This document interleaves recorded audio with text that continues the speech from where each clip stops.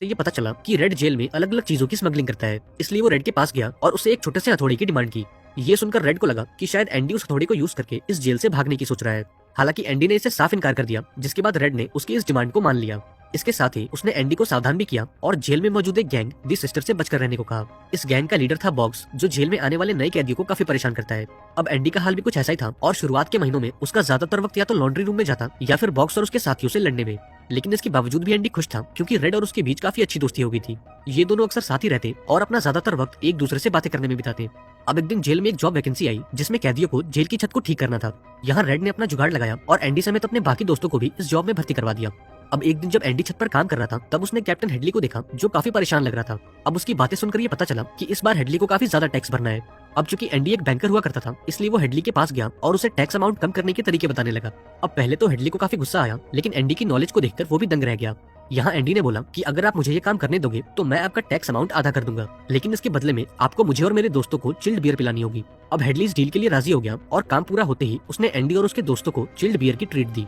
अब ऐसे ही दिन गुजरते गए और अब तक एंडी जेल के माहौल में ढल चुका था। उसने जेल के बाकी कैदियों से भी दोस्ती कर ली और अब उसकी जिंदगी काफी मजे में बीत रही थी। अब थोड़े दिनों बाद वो दोबारा से रेड के पास गया और उसके सामने एक अजीब सी डिमांड रखी।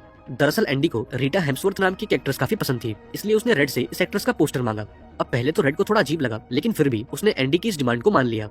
अब अगले दिन जब एंडी अपना काम कर रहा था, तो सिस्टर गैंग के लोगों ने उस पर हमला कर दिया। हालांकि इस बार एंडी डरा नहीं और बॉक्स और उसके साथियों को धमकी देने लगा। ये देखकर बॉक्स भी थोड़ा डर गया, लेकिन इसके बावजूद भी उसने एंडी को इतना धोया कि उसे अगले कई दिन जेल के हॉस्पिटल में बिताने पड़े। अब इस मारपीट के चलते बॉक्स को पूरे 1 महीने के लिए एक अंधेरे कमरे में बंद कर दिया गया और जब 1 महीने बाद वो बाहर आया तो हेडली ने उसे इतना मारा कि वो हमेशा हमेशा के लिए पैरालाइज हो गया। वहीं दूसरी ओर जब एंडी हॉस्पिटल से डिस्चार्ज हुआ तो रेड ने उसे तोहफे में रीटा हेम्सवर्थ का पोस्टर दिया। इधर जेल के वार्डन को भी एंडी की काबिलियत का पता चला, इसलिए वो छानबीन करने के बहाने एंडी के सेल में जा पहुंचा। यहाँ उसने देखा कि एंडी चुपचाप बैठकर बाइबल पढ़ रहा था और तलाशी के दौरान भी उसके कमरे से कोई भी इलीगल सामान नहीं मिला। ये देखकर वार्डन काफी खुश हुआ और एंडी को बाइबल पढ़ते रहने को कहा। अब थोड़े दिनों बाद एंडी को ब्रुक्स नाम के कैदी के साथ मिलकर जेल की लाइब्रेरी को मैनेज करने का काम दिया गया और इसके बदले में उसे जेल के सभी ऑफिसर्स को फाइनेंशियल एडवाइस देनी होगी और टैक्स बचाने में उनकी मदद करनी होगी। अब थोड़े दिनों बाद एंडी के दिमाग में ये ख्याल आया कि हमें जेल की लाइब्रेरी को और बड़ा बनाना चाहिए। उसने इस बारे में वार्डन से बात की, जिस पर वार्डन ने बोला कि अगर तुम्हें लाइब्रेरी को बड़ा करना है तो तुम सरकार को चिट्ठी लिखो और फंड्स की मांग करो। अब एंडी ने भी ठीक ऐसा ही किया और अगले कई हफ्तों तक सरकार को चिट्ठियां लिखता रहा। अब ऐसे ही दिन गुजरते गए और वक्त के साथ साथ एंडी आसपास के जेलों में भी काफी मशहूर हो चुका था और अब दूसरे जेल के ऑफिसर्स भी फाइनेंशियल एडवाइस लेने के लिए एंडी के पास आते थे। इसके साथ ही एंडी वार्डन का फाइनेंशियल एडवाइजर बन गया और वार्डन के रिटायरमेंट को प्लान करने में उसकी मदद करने लगा। अब एक दिन ब्रुक्स ने अपने एक साथी कैदी को हॉस्टेज बना लिया और ये देखकर पूरे जेल में खलबली मच गई, क्योंकि ब्रुक्स एक बहुत ही शांत कैदी था और आज तक उसने जेल का एक भी रूल नहीं तोड़ा था। दरअसल ब्रुक्स की सजा खत्म होने वाली थी और वो पूरे 50 साल बाद जेल से बाहर निकलने वाला था, लेकिन खुश होने के बजाय उसे बाहर जाने में काफी डर लग रहा था, क्योंकि इन 50 सालों में बाहर की दुनिया काफी बदल चुकी थी और इसलिए उसने अपने एक साथी को मारने की कोशिश की ताकि वो जिंदगी भर इसी जेल में रह सके। हालांकि लास्ट मोमेंट पर एंडी वहां पहुंच गया और ब्रुक्स को समझाया कि इस जेल के बाहर भी एक दुनिया है जो बेसब्री से उसका इंतजार कर रही है। अब यहाँ रेड एंडी से कहता है कि इस जेल की दीवारें काफी अजीब हैं। ये पहले तो आपको परेशान करती हैं, लेकिन वक्त के साथ साथ आपको इनकी आदत हो जाती है। अब थोड़े दिनों बाद ब्रुक्स जेल से रिहा हो गया और बाहर की मॉडर्न दुनिया को देखकर काफी हैरान हुआ। हालांकि अब वो आजाद था, पर फिर भी वो जेल में बिताए उन 50 सालों को नहीं भूल पा रहा था। अब जेल के बाहर ना तो उसका कोई घर था, ना ही कोई दोस्त और ना ही कोई फैमिली। अब खुद को इस माहौल में ढालने के लिए वो एक सुपरमार्केट में नौकरी करने लगा, पर इसके बावजूद भी उसका अकेलापन बिल्कुल कम नहीं हुआ और आखिर में उसने वो किया जिसकी उम्मीद किसी को नहीं थी। ब्रुक्स ने अपने होटल रूम में फांसी लगा ली और जाने से पहले दीवार पर लिखता गया कि ब्रुक्स वॉज हियर। वहीं दूसरी ओर एंडी को अब जेल में पूरे 6 साल हो चुके थे और इन 6 सालों की मेहनत के बाद सरकार ने जेल को कुछ पैसे भेजे ताकि वो अपनी लाइब्रेरी को बड़ा कर सके। इसके साथ ही सरकार ने उस लाइब्रेरी के लिए बहुत सी पुरानी किताबें और कुछ गानों की सीडीज भेजी। अब इन चीजों के बीच एंडी को एक बहुत ही मशहूर गाने की सीडी मिली और वो ये गाना अपने बाकी दोस्तों को भी सुनाना चाहता था, इसलिए वो वार्डन के ऑफिस में गया और खुद को उस ऑफिस में बंद कर लिया। इसके बाद उसने उस गाने को लाउड स्पीकर पर चलाया और ये गाना सुनते ही जेल के बाकी कैदियों के रोंगटे खड़े हो गए और जेल में मौजूद सबसे खतरनाक कैदी भी इस गाने की खूबसूरती में कहीं खो गए। हालांकि वार्डन को ये हरकत पसंद नहीं आई और उसने एंडी को पूरे 2 हफ्तों के लिए एक अंधेरे कमरे में बंद कर दिया। वहीं दूसरी ओर हम रेड को देखते हैं, जिसे जेल में अब पूरे 30 साल हो चुके थे और एक बार फिर वो बोर्ड मेंबर्स को इंटरव्यू देने गया इस उम्मीद में कि इस बार तो उसे बेल मिल ही जाएगी, लेकिन हर बार की तरह इस बार भी रेड की बेल को खारिज कर दिया गया। इधर सरकार ने एंडी के अच्छे बर्ताव को देखते हुए लाइब्रेरी का बजट और बढ़ा दिया और एंडी भी इन पैसों को काफी अच्छे से यूज कर रहा था। अब एंडी ने बाकी कैदियों को पढ़ना लिखना सिखाया ताकि जब वो जेल से बाहर निकले तो कोई अच्छी सी नौकरी ढूंढकर सेटल हो सके और उनके साथ वो ना हो जो ब्रुक्स के साथ हुआ। अब ऐसे ही दिन गुजरते गए और वार्डन ने एंडी की नॉलेज को यूज करके काफी पैसा कमाया। इसके साथ ही वो जेल के बाकी कैदियों को लेबर्स की तरह इस्तेमाल करने लगा, जिससे उसका मुनाफा दुगना हो गया। अब वार्डन के इलीगल पैसों को छुपाने के लिए एंडी ने अलग अलग बैंक्स में कई अकाउंट खोले और ये सारे अकाउंट्स किसी रेंडेल नाम के आदमी को बिलोंग करते थे, जो कोई असली इंसान नहीं बल्कि डॉक्यूमेंट्स पर मौजूद सिर्फ एक नाम था। दरअसल एंडी ने ऐसा इसलिए किया ताकि अगर पुलिस को इस घोटाले का पता चले तो उनका ध्यान किसी रेंडेल नाम के आदमी पर जाए, न कि जेल के वार्डन पर। अब ऐसे ही दिन गुजरते गए और साल 1965 में टोनी नाम के एक नए कैदी को इस जेल में 2 साल की सजा काटने के लिए भेज दिया गया। अब टोनी एक लंबा चौड़ा हंसमुख इंसान था जो बहुत जल्द किसी से भी घुल मिल जाता था और जेल में आते ही उसने एंडी और रेड समेत बाकी कैदियों से भी दोस्ती कर ली। अब एक दिन टोनी एंडी के पास गया और उससे अपनी हाई स्कूल की पढ़ाई को कंप्लीट करने के लिए मदद मांगी। यहाँ एंडी भी इसके लिए राजी हो गया और अगले कई महीनों तक उसने टोनी को पर्सनल ट्यूशन दी।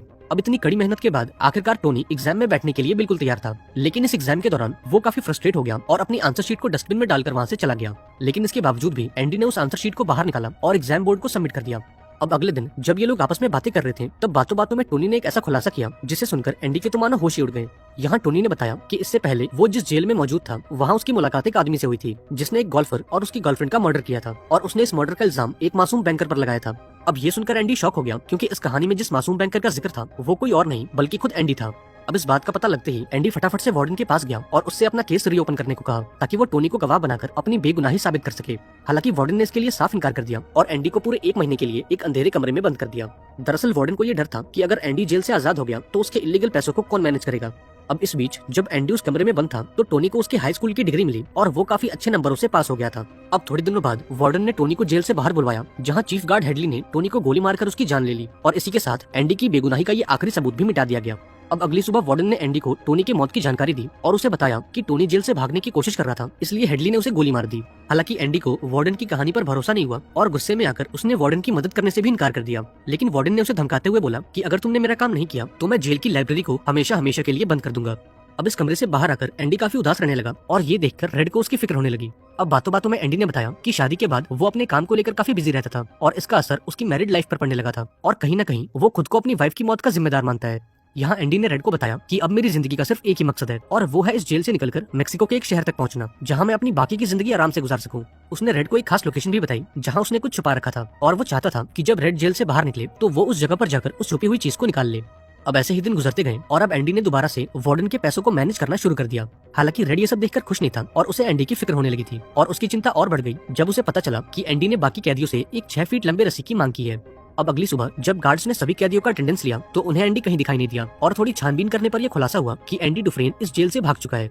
दरअसल इस कहानी की शुरुआत में रेड ने एंडी को जो हथौड़ा दिया था उसने उस हथौड़े के इस्तेमाल से जेल की दीवार में एक सुरंग बना ली थी और इस खुदाई के दौरान जो मिट्टी बाहर निकलती एंडी उसे अपनी जेब में भरकर जेल के ग्राउंड में गिरा देता और उसने रेड से रीटा हेम्सवर्थ का पोस्टर इसलिए मांगा था ताकि वो दीवार में मौजूद इस बड़ी सी सुरंग को छुपा सके और इससे ये खुलासा होता है कि एंडी पहले दिन से ही इस जेल से भागने का प्लान बना चुका था। अब भागने से पहले एंडी ने वार्डन के ढेर सारे डॉक्यूमेंट्स और उसके कुछ कपड़ों को एक प्लास्टिक बैग में रख लिया और रातों रात इस जेल से फरार हो गया। इधर वार्डन एंडी की तलाश में लगा हुआ था, वहीं दूसरी ओर एंडी उन सभी बैंक्स में गया जहां वार्डन के फर्जी अकाउंट खुले हुए थे। यहाँ एंडी ने खुद को रेंडेल बताया और वार्डन के सारे पैसों को निकाल लिया। इसके साथ ही उसने देश के सबसे बड़े न्यूज़पेपर को वार्डन के खिलाफ सारे सबूत भेज दिए। अब इस न्यूज के बाहर आते ही पूरे देश में खलबली मच गई और देखते ही देखते इस जेल में पुलिस का मेला लग गया। यहाँ पुलिस ने हेडली को टोनी के मर्डर के इल्जाम में गिरफ्तार कर लिया और जेल में मौजूद बाकी करप्ट ऑफिसर्स को भी पकड़ लिया गया। लेकिन जब पुलिस वार्डन के ऑफिस में पहुंची तो उन्होंने वार्डन को मरा हुआ पाया। दरअसल वार्डन ने अपनी बंदूक से खुद को गोली मार ली थी क्योंकि वो अपने किए पर काफी शर्मिंदा था और अपनी बाकी जिंदगी जेल में नहीं गुजार सकता था। अब इस हादसे के कुछ महीनों बाद रेड को एक पोस्ट कार्ड मिला जो किसी और ने नहीं बल्कि खुद एंडी ने भेजा था और इस पोस्ट कार्ड को देखकर रेड समझ गया कि एंडी सही सलामत मेक्सिको पहुंच चुका है। अब जब रेड को इस जेल में 50 साल पूरे हो गए तो जेल के बोर्ड मेंबर्स ने उसे दोबारा से एक इंटरव्यू के लिए बुलाया। हालांकि इस बार उसने बोर्ड मेंबर्स को खुश करने की कोशिश बिल्कुल नहीं की और अपने गुनाहों पर पछतावा जाहिर किया। अब रेड की ईमानदारी को देखकर बोर्ड मेंबर्स काफी इंप्रेस हो गए और इस बार उसकी बेल को अप्रूव कर दिया गया। अब जब रेड जेल से बाहर निकला तो वो उसी होटल में गया जहाँ पर ब्रुक्स ठहरा हुआ था और उसने भी वही नौकरी की जो कि ब्रुक्स ने की थी। इसके बाद वो एंडी के बताए पते पर गया जहाँ उसे एक बॉक्स के अंदर ढेर सारे पैसे और एंडी का एक लेटर मिला और इस लेटर में एंडी ने बताया था कि फिलहाल वो मेक्सिको में कहाँ पर मौजूद है। अब मेक्सिको जाने से पहले रेड उस होटल में गया और ब्रुक्स के साथ साथ अपना भी नाम लिख दिया। अब अगले सीन में हम रेड को एक बीच पर देखते हैं जहाँ उसकी मुलाकात एंडी से होती है और अपने पुराने दोस्त रेड को देखकर एंडी भी काफी खुश होता है।